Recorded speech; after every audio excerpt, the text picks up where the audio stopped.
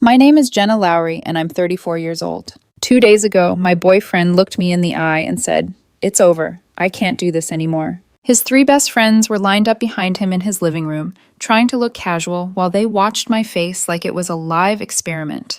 One of them had his phone out, angled just enough that I could see the camera app open. I didn't cry. I didn't beg. I didn't ask him why. I just leaned back on the edge of his couch and said very calmly, "Perfect timing.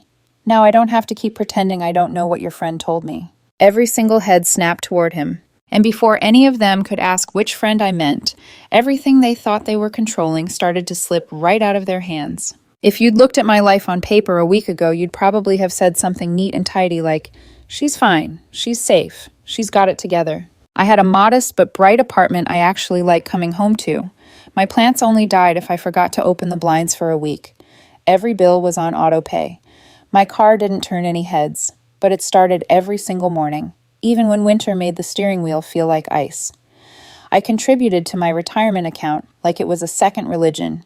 Even when it meant saying no to girls' trips my friends insisted we'd talk about when we were 80. I built that life one spreadsheet at a time. Rent, groceries, emergency fund, Roth IRA. It wasn't glamorous, but it was stable, and it was mine. I was the sensible one. The friend with jumper cables in her trunk and a backup phone charger in her bag. The name people put down as an emergency contact because they knew I would actually answer and actually show up. And for the last year and a half, I thought I was also the woman in a solid grown-up relationship. His name was Ethan Cole. We met at a coworker's birthday dinner, a friend of a friend situation that turned into one of those unexpectedly easy conversations. He was funny without being exhausting, ambitious without being smug. He asked for my number at the end of the night and actually used it the next day. Things moved naturally. No love bombing, no disappearing acts, just texts, calls, dates that gradually turned into habits. Friday takeout, Sunday morning coffee runs. No red flags, not at first. He had a good job, a close-knit friend group, seemed emotionally stable enough. We talked in broad strokes about eventually moving in together, maybe buying a place someday. Nothing rushed. Just that quiet, hopeful, someday tone couples use when they can see a future but aren't ready to map it yet. If there was a problem early on, it wasn't Ethan. It was his core group of friends. 3 guys he'd known since college: Mark, Tyler, and Owen. On paper, they were harmless. Game nights, group trips, endless inside jokes. But there was this undertone, like they treated relationships as something between a science project and a reality show. I'd hear their stories piecemeal. Mark bragged once about convincing his girlfriend he'd forgotten her birthday just to see how she'd handle disappointment, then surprised her with a weekend getaway. Tyler told some smug story about staging an argument in front of his girlfriend's family so he could see whether she'd take his side under pressure. They laughed about it, called it testing the relationship and pressure checking the foundation. I called it manipulative in my head, but I didn't say much out loud. Ethan wasn't like that, I told myself. He rolled his eyes at some of their more extreme stories, muttered, "They're idiots," more than once. When I asked him directly, he'd say, "I'd never pull something like that on you. That's not us." And I believed him, because you want to believe the person you're with is not the kind of person who'd play games with your heart just to see how you bleed. About 3 months ago, I got a text from an unknown number while I was at work. "Hey, Jenna, it's Owen, one of Ethan's friends.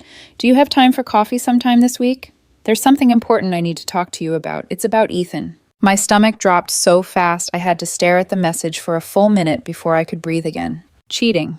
That was my first thought. It's always cheating. I typed and erased 3 different replies before I finally settled on, "I can meet near my office tomorrow at 12:30. We met at a cafe half a block from my building. Owen was always the quieter one in the group. Less flashy, more observant. That afternoon he looked uneasy. He kept stirring his coffee without drinking it, his leg bouncing under the table. "You're freaking me out," I said finally. "What's going on?" He exhaled like he was letting go of something heavy. "I need to tell you something," he said. "But you can't tell Ethan it came from me, or the other guys. Especially not them." "That's not exactly reassuring," I said. "But, okay, what is it?" He glanced around, like someone might be listening. Then he leaned in. "The guys are planning something, a test, for you." I blinked. "A test?" "Yeah," he grimaced. "They want to see how you'll react if Ethan breaks up with you." For a second, I thought I'd misheard him. The cafe noise faded into a dull, distant roar. "I'm sorry, what?" I asked. "They want him to fake a breakup?" He nodded. "They've been talking about it for weeks. They think it's a good way to see if you're really in it. They're trying to talk Ethan into it." I felt my pulse in my teeth. "And Ethan?" I asked. "What does he say?" "He's resisting. For now. But they're persistent, and they always dress it up like they're protecting each other. Like if you pass the test, that proves something, and if you don't, then they saved him from wasting his time." Owen's mouth twisted. "It's messed up." "Why are you telling me?" I asked quietly. He looked down at his coffee. "Because it is messed up," he said, "and I'm tired of watching them screw with people's relationships for entertainment. I've seen them ruin good things this way. I don't want them to ruin yours." My brain was split cleanly in two. Half of me wanted to believe Ethan would never, ever go through with something like that. The other half remembered every casual story his friends told about their tests, every time they'd nudged him with that smug, conspiratorial grin. "What exactly do they expect me to do?" I asked. "If he breaks up with me?" Owen shrugged helplessly. "Beg, probably. Cry. Chase him. Prove how devastated you are. They get off on watching people scramble." My stomach rolled. "When is this supposed to happen?" "I don't know exactly," he said. "Soon. A week or two. They're pushing hard. They always get their way eventually. That's why I wanted to warn you before they do." I sat back, fingers wrapped so tightly around my cup I could feel the cardboard bending. "Okay," I said at last. "Thank you for telling me. I won't say it came from you." He let out another breath, some of the tension leaving his shoulders. "I know Ethan cares about you," he said. "I'm hoping he keeps saying no, but if he doesn't, at least you won't be blindsided." I walked back to my office on autopilot, the city around me blurring into colors and noise. For the next 2 weeks, every time my phone buzzed, my chest tightened. Every "Hey, you free tonight?" felt like it might be that text.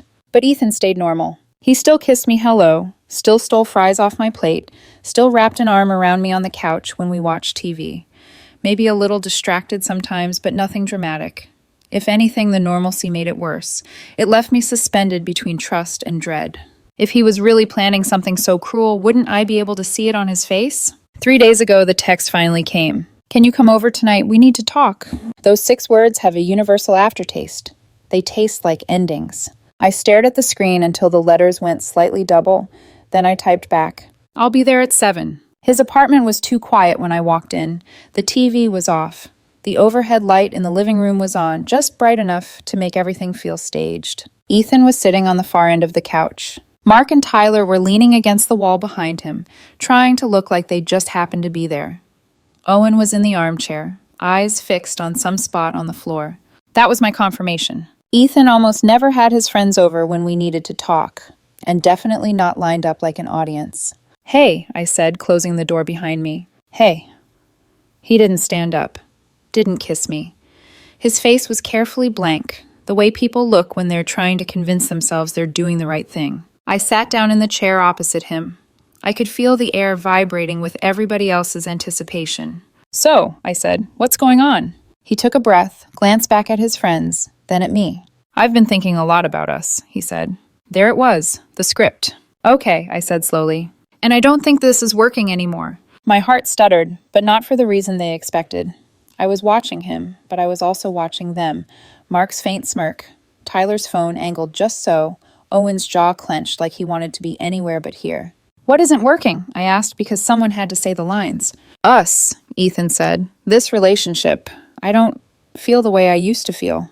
He was a decent actor. I'd give him that. His voice had just enough wobble to sell the performance.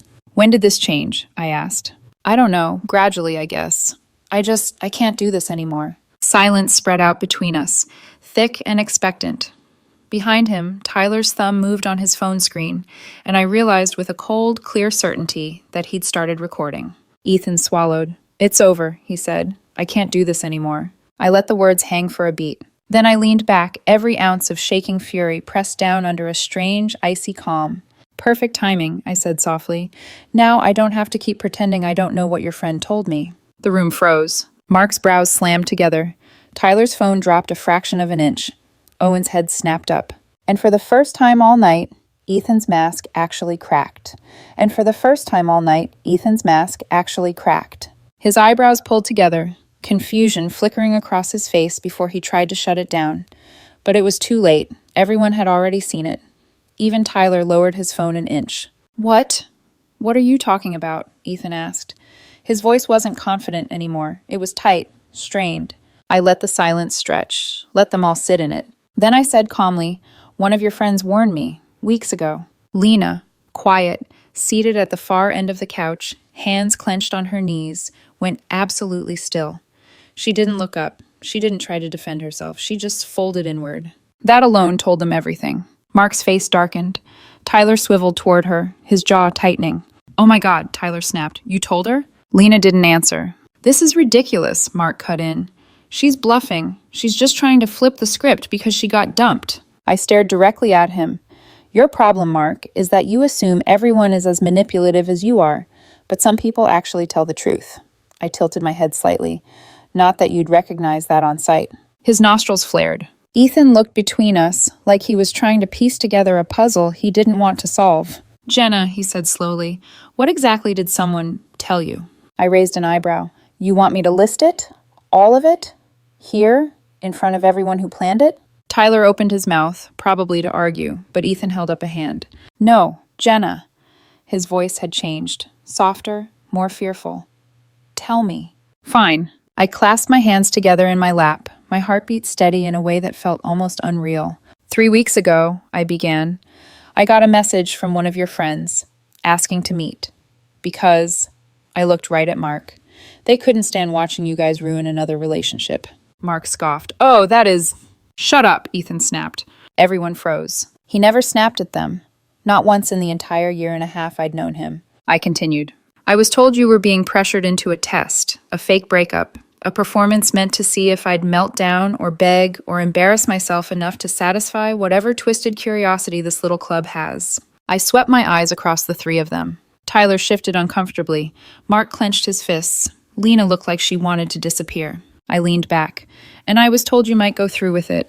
Ethan's mouth opened, then closed. He looked like he was searching for air. Jenna, that's not what happened." "No?" I asked. "Really?" Because it's hard not to notice the convenient audience and the recording.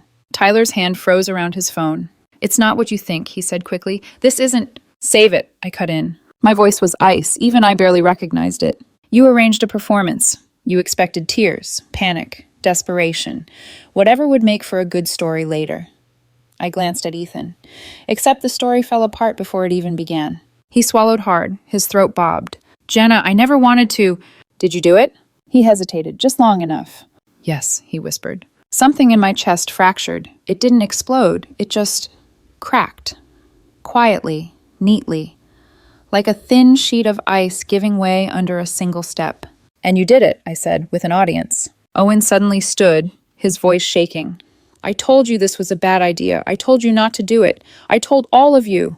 Tyler rolled his eyes. "Oh, please, don't act like you're better than..." "I warned you," Lena burst out. Everyone turned. Her voice was trembling, but loud, clear, stronger than I'd ever heard it. "I told you all this was too far. I told you testing people is sick. I told you it would blow up in your faces, and none of you listened." Tyler glared. "You're the one who told her. This is your fault." "No," I said. "This is your fault, all of you. You built this mess like an assembly line." I stood. Ethan rose slightly too, like his body moved on instinct. "Jenna, wait, please don't leave like this." I stared at him. "You want me to stay after this?" I asked softly. "After you pretended to break up with me to see if I'd chase you like some trained dog? After you let your friends turn my feelings into a group project?" His face collapsed. "I didn't want to..." "But you did." My voice didn't rise. It didn't need to. "You chose their approval over my trust, over our relationship, over everything you claim to value." Ethan's eyes were wet. He blinked too fast, like he couldn't find the right timeline to stand inside. "Jenna," he said again, voice cracking. "I'm sorry. Please don't..."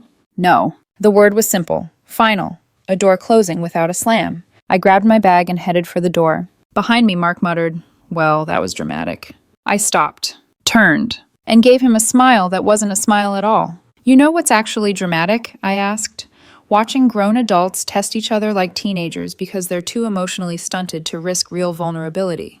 That's dramatic and pathetic." Mark's jaw snapped shut. I looked at Ethan one last time. Figure out who you are, I said quietly. Figure out why you let people turn you into someone you're not. And figure out whether you're willing to grow past this. I reached for the doorknob. And don't contact me, I added. Not until you've figured all of that out. Then I walked out. I didn't cry in the hallway. I didn't shake. I didn't fall apart. I felt numb. But under the numbness, there was something else. Clarity. A thin, steady line of it. When I got home, my phone buzzed 27 times in the first hour. Calls, texts, voicemails. All from Ethan. I ignored everyone.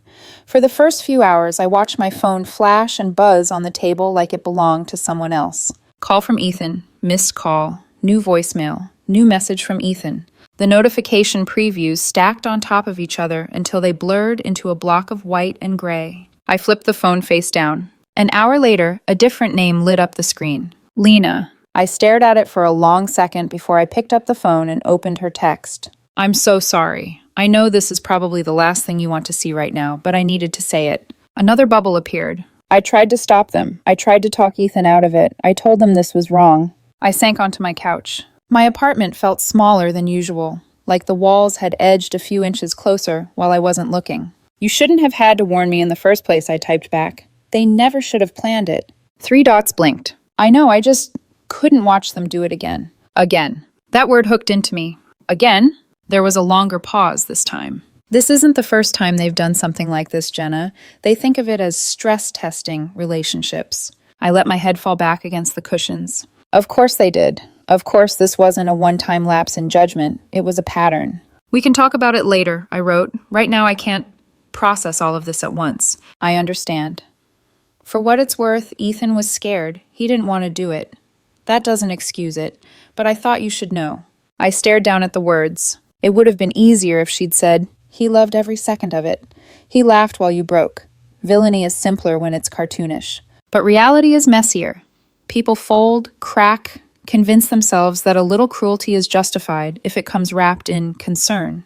I appreciate you telling me the truth, I finally replied, but I need space from all of you right now. I get it. I'm sorry, Jenna. Really. I muted the conversation. Then I went into Ethan's thread. There were a dozen messages now, layered over each other. I messed up. Please pick up. Can we talk?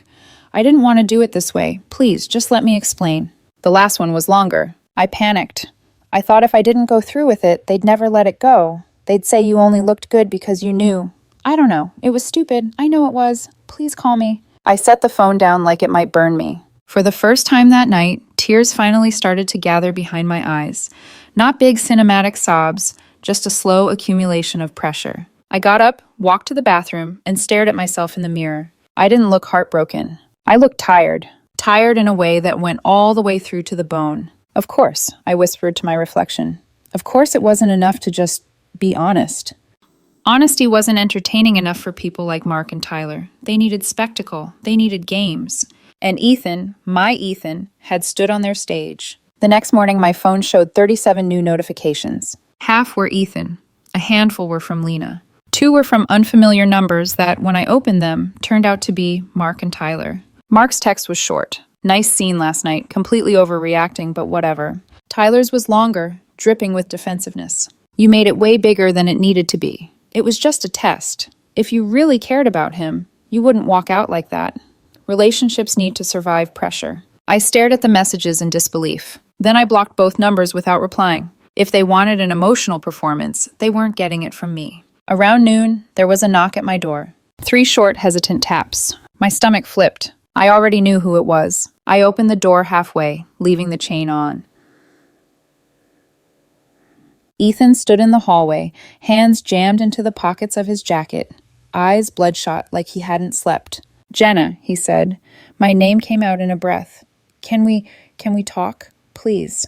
I considered him through the opening. The last time I'd seen that face, he'd been telling me it was over. Now he looked like he was the one who'd just been broken up with. I closed the door long enough to undo the chain. Then I opened it wider and stepped aside.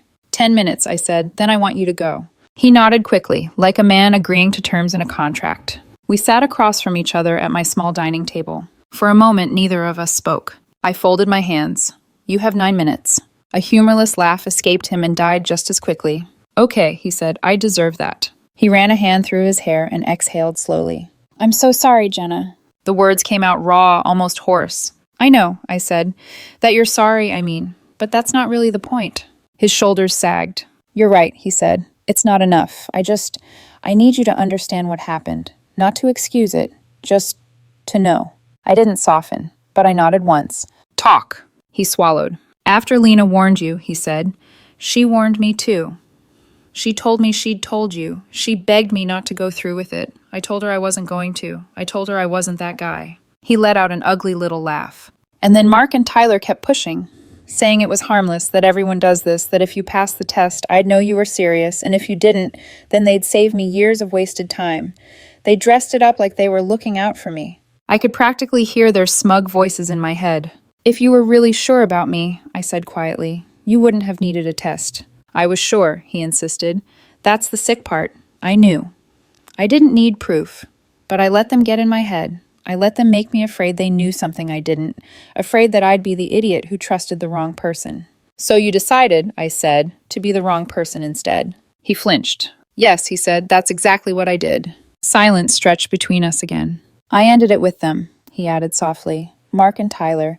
I told them I'm done. I blocked them this morning. I watched his face carefully.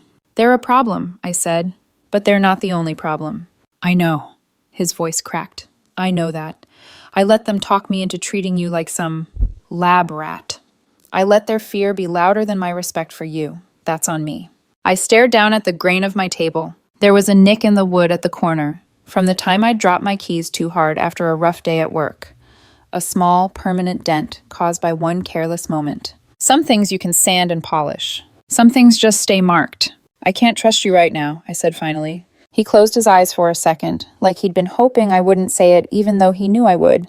I figured, he whispered. Is there anything I can do to fix that? I thought of 100 answers. Turn back time. Grow a spine earlier. Listen to the voice in your head that told you this was wrong before you walked into your living room and chose the experiment over me. Instead, I said, work on yourself. Not for me, for you. Figure out why your friend's approval mattered more than my dignity. Talk to a therapist. Learn how to say no before you're in too deep. His eyes met mine, glassy. I'll do it, he said. I'll start, I swear. I'm not promising you a reward at the end of that, I warned. This isn't some redemption arc, where if you check the boxes, you get your girlfriend back. I know, he said quickly. I'm not asking you to wait for me. I need you to know that I see what I did. Really see it. I nodded slowly. So where does that leave us, he asked, voice barely above a whisper. Are we done? I don't know, I said truthfully. Right now we're nothing. Not together, not officially broken up, just suspended, until I decide if there's anything left worth salvaging. He swallowed hard. Can I at least talk to you, he asked. Text? Call sometimes? No. The word came out gentler this time, but no less firm. If I contact you, it'll be because I'm ready to hear from you. Until then, I need distance. Every message you send right now just feels like you're trying to make you feel better, not me. He winced. Okay, he said. Okay, I'll give you space, as much as you need. He stood slowly. At the door, he paused. Thank you, he said quietly, for not screaming at me, for not destroying me. I looked at him for a long moment. I don't need to destroy you, I said. You already know exactly what you did. You'll have to live with that.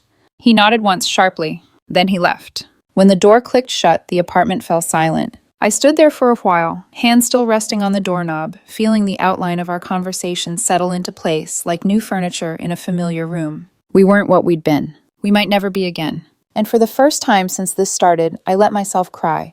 Not for him, exactly, but for the version of us I'd believed in. The one that never would have needed a test. 3 days passed before my phone buzzed again, with a number I didn't recognize. I was sanding a piece of wood in my living room, therapy I didn't realize I needed, when the screen lit up. Unknown caller. I almost ignored it. I'd gotten pretty good at ignoring things lately. But something about the timing, the pattern, made me swipe to answer. Hello? A hesitant male voice came through. Not Ethan's, not anyone I knew. Hi, is this Jenna? Yes, who's calling? My name's Chris Dalton, he said, tentative.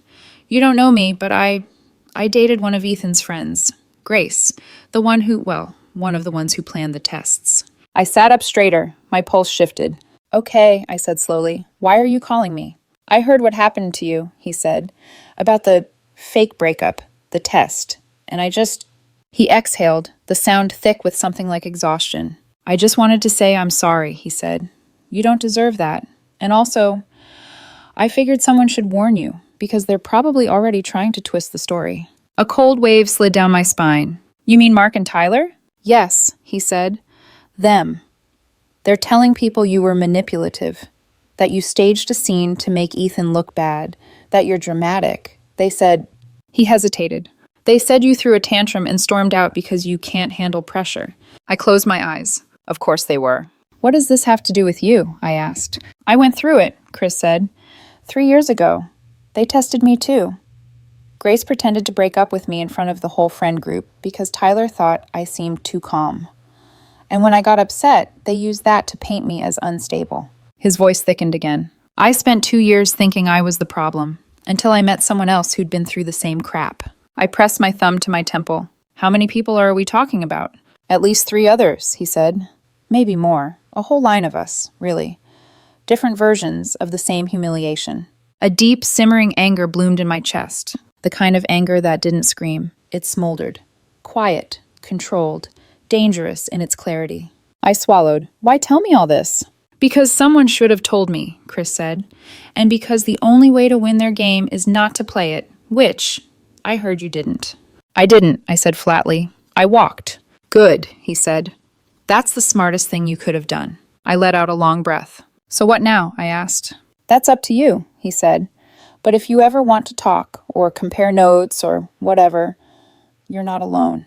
We talked a few minutes longer. His story, the fallout, how he rebuilt afterward, nothing romantic, just 2 strangers comparing scars. When we hung up, I stared at the wall for a full minute. Then I texted Lena. How many people have they done this to? She responded almost immediately. I'm not sure. At least 2 couples I know of. Maybe more. It's bad. I need to talk to you. Can we meet? Lena agreed. We met at the same cafe where she warned me weeks earlier. She looked smaller somehow, shoulders curled, hair pulled back like she didn't want to take up any space. I'm sorry, she blurted the moment she sat down. For everything. For not stopping them sooner. For letting it get this far. You tried, I said quietly. I know you did. I could have done more.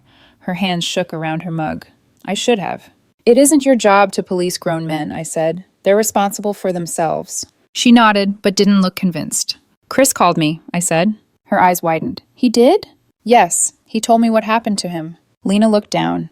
Grace and her boyfriend, that was ugly. And there were others, I said. She nodded. They've ruined people, she whispered. They think it's all fun, or protective, or righteous. But really, it's just power. They like controlling the narrative. They like testing everyone but themselves. And Ethan let himself be used. Lena looked up at me then, eyes glassy. He hates himself for it, she said. I know that doesn't fix anything, but it's true. I sighed. Lena, what are you going to do? She stared into her coffee. I'm stepping back, she said at last, from all of them, from that group. I should have done it years ago. It's toxic. Good, I said softly. You deserve better people than them. Her lip trembled. So do you. We sat in silence for a while. Then I said something I hadn't expected to say. I want to talk to the others, the ones who went through this. She blinked. The other exes, why? Because none of us deserve to think we were the crazy ones, I said. Because the truth needs to exist somewhere outside their group chat. Lena inhaled, thought, then nodded. I can help with that, she said. I know a few of them. I think some would talk. Good, I said. Let's start there. Over the next 2 weeks, Lena reached out to the people she knew. 3 agreed to talk. We met one evening at a quiet, family-owned restaurant on the east side of town. Lena and I were already seated when the others arrived. 3 men, each carrying a different flavor of damage in their posture. Chris, a man named Aaron, a third named JD. 5 of us total.